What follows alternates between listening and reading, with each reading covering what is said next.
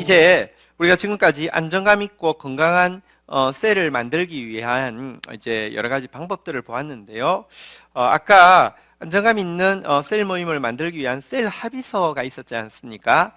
그것을 이제 실질적으로 한번 작성해보는 내용을 여기에 기록을 했습니다.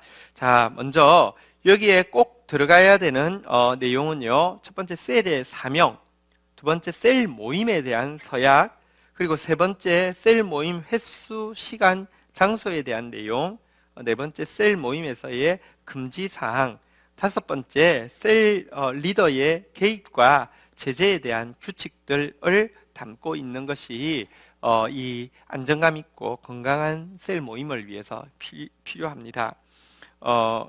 예를 들어 셀 리더의 개입과 제재에 대한 규칙이란 지각이나 결석이 잦은 경우 어떻게 할 것인가? 예를 들면 다음 주 간식을 준비해 오게 합시다.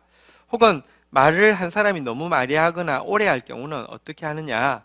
이 경우는 다 같이 시간을 정해서 그 시간이 이제 지나면, 예를 들면 우리가 개인이 말할 수 있는 시간은 맥시멈 얼마를 넘지 않기로 합시다라고 하며 같이 정해놓으면 누군가 타임키퍼가 혹은 셀 리더가 알려주는 방식. 그리고 혹은 셀원들 중에서 남의 말을 자르거나 일방적으로 훈수하려는 경우가 있을 때는 어떻게 할 것이냐. 이때에 예를 들면 셀 리더가 개입을 해서 몇 분간 발언권을 주지 않기, 이것이 미리 합의되어 있으면 할 수 있다는 말입니다. 셀의 금지 사항도 예를 들면 금전 거래를 우리가 금지합시다. 나눔의 비밀을 밖에서 누설하는 것을 금지합시다. 이런 이야기를 했을 때에 그것을 명기한다는 것입니다. 자, 이런 그 다섯 가지 항목으로 쓸 수 있는데요.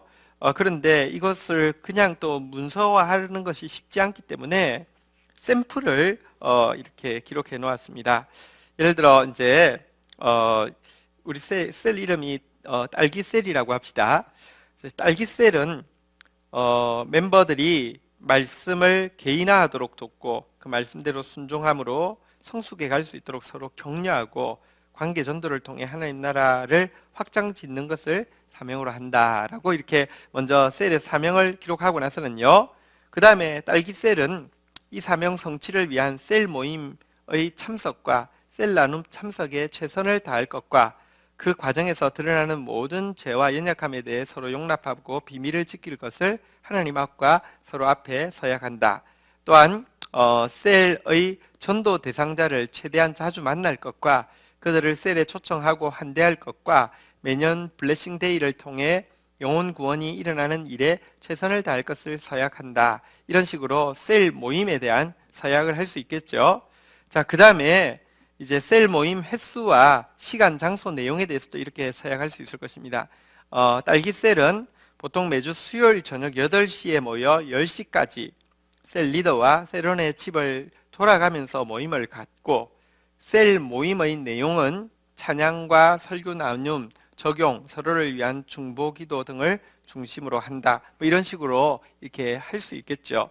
마지막으로 셀의 금지 사항이나 셀 리더의 개입과 제재에 대한 규칙을 이렇게 나눌 수 있을 거예요. 딸기셀에서 금지하는 것은 상호간의 금전 거래와 나눔 비밀 누설이며 적절한 제재를 받기로 동의한 경우는 지각과 결석, 혼자 말을 너무 많이 하는 것, 남의 말을 자르거나 일방적으로 훈수하는 것입니다. 이런 식으로 이제 쓸 수도 있겠죠.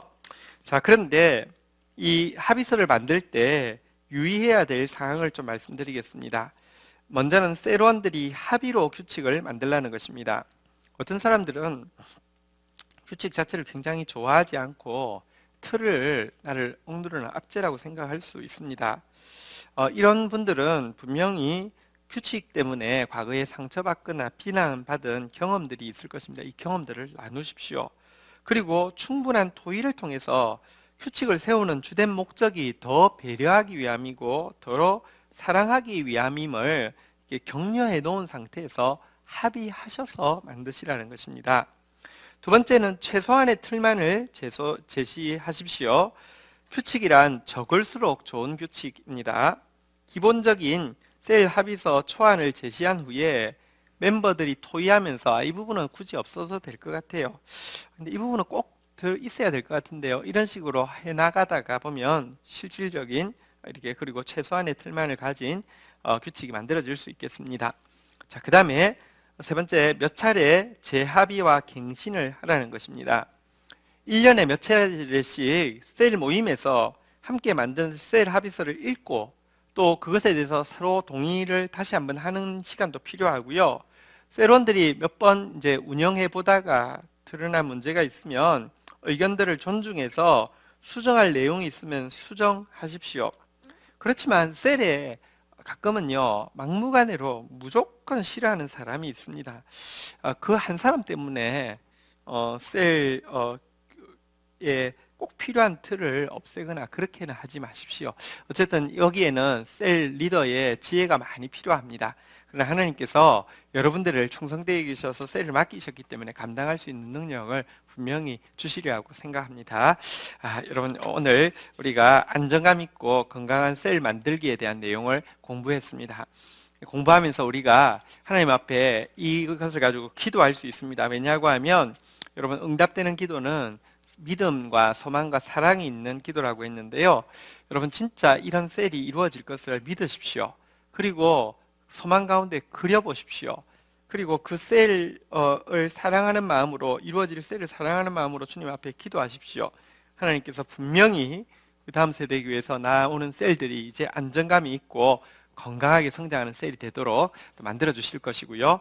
또 우리 리더들이 모두 안정감 있고 건강한 리더가 될 수 있도록 도와주실 것입니다. 감사합니다.